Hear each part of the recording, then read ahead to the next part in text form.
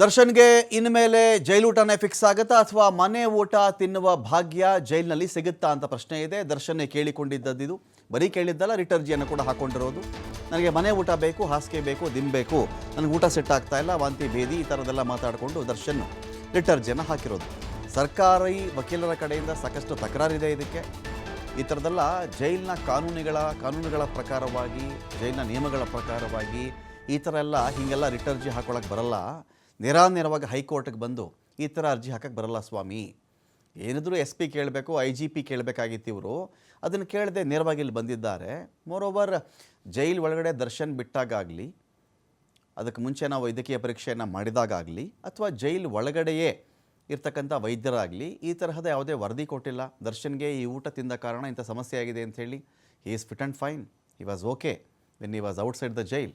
ಹಾಗಿದ್ದಾಗ ಈಗ ಈ ಥರ ಕೇಳ್ಕೊಳಕ್ಕೆ ಬರುತ್ತಾ ಅಂತ ಅವ್ರಿಗೂ ಒಂದು ಕಡೆ ಆಕ್ಷೇಪಣೆ ಸಲ್ಲಿಸಿದ್ದಾರೆ ಈ ಒಂದು ವಿಚಾರಕ್ಕೆ. ನಿನ್ನೆ ಇದರದ್ದು ಅರ್ಜಿಯನ್ನು ವಿಚಾರಣೆ ಕೈಗೆತ್ತಿಕೊಂಡಿದ್ದರು. ಆನಂತರದಲ್ಲಿ ಇವತ್ತು ಮಧ್ಯಾಹ್ನಕ್ಕೆ ಅರ್ಜಿಯ ವಿಚಾರಣೆಯನ್ನು ಮುಂದೂಡಿದ್ರು. ದರ್ಶನ್ ಸಲ್ಲಿಸಿರ್ತಕ್ಕಂಥ ಅರ್ಜಿನೇ ಊರ್ಜಿತವಲ್ಲ ಸ್ವಾಮಿ, ನಿಯಮ ಪ್ರಕಾರವಾಗೇ ಇಲ್ಲ. ಓರಲಲ್ಲಿ ಕೊಡ್ತಕ್ಕಂಥ ಸ್ಟೇಟ್ಮೆಂಟ್ಗಳಿಗೆ ಇಲ್ಲಿ ವ್ಯಾಲ್ಯೂ ಇಲ್ಲ. ಅದಕ್ಕೆ ಒಂದು ರೀತಿಯಲ್ಲಿ ಸರಿಯಾದ ರೀತಿಯಲ್ಲಿ ದಾಖಲೆಗಳು ಒದಗಿಸಬೇಕಾಗತ್ತೆ. ಜೈಲು ಒಳಗಿನ ಆಸ್ಪತ್ರೆ ವೈದ್ಯರ ಕಡೆಯಿಂದ ವರದಿ ಬಂದರೂ ಸರಿಯೇ, ಅವರು ಜೈಲಿಗೆ ಹೋಗೋಕ್ಕೆ ಮುಂಚೆ ಆ ಥರದ್ದೇನಾದರೂ ಇಂತಿಂಥ ಊಟಕ್ಕೆ ನಾನು ಅಲರ್ಜಿಕ್ಕು, ನನಗಿದು ಒಗ್ಗಲ್ಲ, ನನಗೆ ಆ ಥರ ಊಟಗಳು ಅಪಥ್ಯ, ನನಗದು ಸೇರಲ್ಲ, ನನಗೇನೋ ಒಂಥರ ಇರಿಟೇಷನ್ ಆಗುತ್ತೆ, ನನಗೆ ಅಲರ್ಜಿ ಆಗುತ್ತೆ, ಗಂಧೆ ಬರುತ್ತೆ ಮೈನಲ್ಲಿ, ಅಥವಾ ವಾಕರಿಕೆ ಬರುತ್ತೆ, ಅಥವಾ ವಾಂತಿ ಆಗುತ್ತೆ, ಈ ಥರದ್ದು ಏನಾದರೂ ಜಗತ್ತಿನ ಪ್ರತಿ ಮನುಷ್ಯ ಕೂಡ ಒಂದಲ್ಲ ಒಂದು ವಿಷಯಕ್ಕೆ ಅಲರ್ಜಿಕ್ ಆಗಿರ್ತಾನೆ. ಇದು ಅನುಮಾನವೇ ಬೇಡ ಯಾರಿಗೂ ಕೂಡ. ಜಗತ್ತಿನ ಪ್ರತಿ ವ್ಯಕ್ತಿ ಕೂಡ ಒಂದಲ್ಲ ಒಂದು ವಿಷಯಕ್ಕೆ ಅಲರ್ಜಿಕ್ ಆಗಿರ್ತಾನೆ ಅವನು. ಕೆಲವರಿಗೆ ಮಲ್ಲಿಗೆ ಹೂವಿನ ವಾಸನೆ ಆಗಲ್ಲ ಕೆಲವರಿಗೆ. ಸಂಪಿಗೆ ಹೂವಿನ ವಾಸನೆ ಕೆಲವ್ರಿಗೆ ಆಗಲ್ಲ.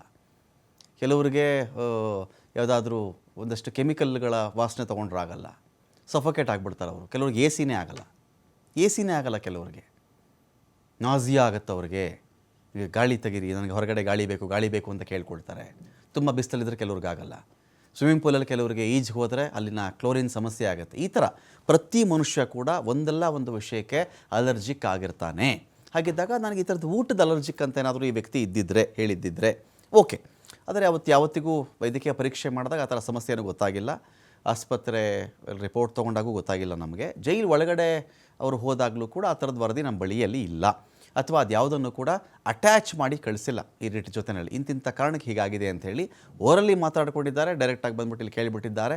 ಇದನ್ನು SP ಕೇಳಬೇಕಾಗಿತ್ತು, IG ಕೇಳಬೇಕಾಗಿತ್ತು ಅಂಥೇಳಿ ಸರ್ಕಾರಿ ವಕೀಲರು ಇದೀಗ ಇದಕ್ಕೆ ಆಕ್ಷೇಪಣೆ ಸಲ್ಲಿಸಿದ್ದಾರೆ. ಇದು ಊಟದ ವಿಚಾರದಲ್ಲಿ, ಸೌಲಭ್ಯಗಳ ವಿಚಾರದಲ್ಲಿ ಅರ್ಜಿಯನ್ನು ಸಲ್ಲಿಸುವ ಕ್ರಮವೇ ಅಲ್ಲ, ಕೋರಿಕೆಯ ಕ್ರಮವೇ ಇದಲ್ಲ ಸ್ವಾಮಿ. ಇದೇ ಅನುರ್ಜಿತ. ಇದು ಅವರು SP ಹೋಗಬೇಕಾಗಿತ್ತು, IG ಹೋಗಬೇಕಾಗಿತ್ತು. ಡೈರೆಕ್ಟಾಗಿ ಇಲ್ಲಿ ಬಂದಿರೋದೇ ತಪ್ಪು ಅಂತ ಅವ್ರು ಹೇಳ್ತಾ ಇದ್ದಾರೆ. ಇದರ ವಿಚಾರಣೆ ಇವತ್ತು ಮಧ್ಯಾಹ್ನಕ್ಕೆ ಮುಂದೂಡಿಕೆ ಆಗಿತ್ತು. ಇದೀಗ ಏನಾಗುತ್ತೆ ಒಂದು ವಿಚಾರದಲ್ಲಿ ಅಂಥೇಳಿ ಕುತೂಹಲದಿಂದ ವೆಯ್ಟ್ ಮಾಡಲಾಗ್ತಾ ಇದೆ.